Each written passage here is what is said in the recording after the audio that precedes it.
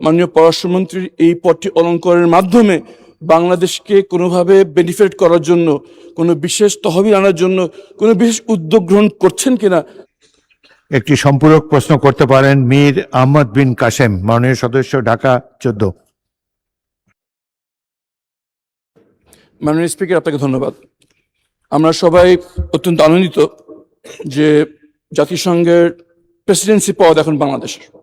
এটি সত্যি একটি গৌরবের বিষয়।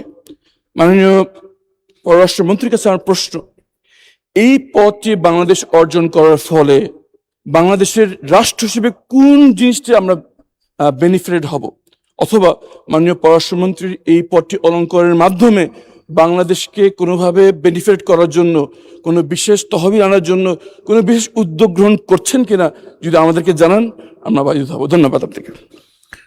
মাননীয় পররাষ্ট্রমন্ত্রী, প্রশ্ন এটা সম্পূরক হলো না, জলবায়ুর উপরে করে নাই, তবুও আপনি অন্য কোনো ক্ষেত্রে কিছু প্রাপ্তিযোগ্য হবে কিনা সেই সম্পর্কে উত্তর দিতে পারেন। মাননীয়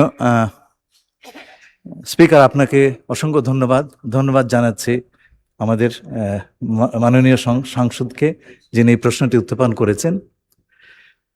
মাননীয় স্পিকার, আপনি জানেন জাতিসংঘে 193টি সদস্য রাষ্ট্র আছে এবং প্রতি বছর প্রেসিডেন্ট অফ জেনারেল অ্যাসেম্বলি একটি দেশ থেকে হয়। মাননীয় প্রধানমন্ত্রী যখন আমাকে এই পদের জন্য মনোনয়ন দিলেন, তো সেই সময় মাত্র পৃথিবীর 5টি দেশ দুবার এই পদটি অলঙ্করণ করেছিলেন এবং এশিয়া থেকে এই প্রথম। আমি আগেও বলেছি, আমার প্রতিদ্বন্দ্বী 10 বছর সময় পেয়েছেন এবং আমরা সময় পেয়েছি মাত্র 10 সপ্তাহ।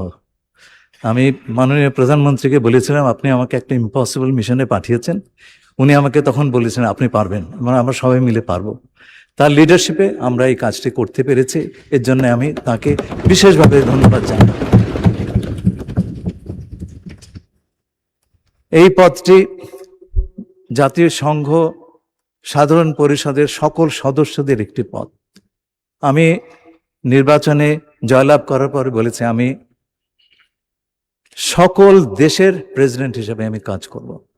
মাননীয় স্পিকার, আপনি যেমন সকল সংসদ সদস্যের স্পিকার, আমিও তেমনি সকল জাতিসংঘের সদস্য রাষ্ট্রের যে সংগঠন সাধারণ পরিষদ, তার প্রেসিডেন্ট হিসেবে কাজ করব।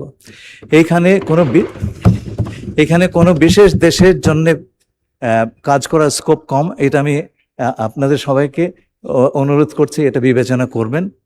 বাংলাদেশ গর্বের সঙ্গে, যোগ্যতার সঙ্গে এই দায়িত্ব পালন করবে যদি আমরা সকলের জন্য কাজ করি। আপনাকে অসংখ্য ধন্যবাদ।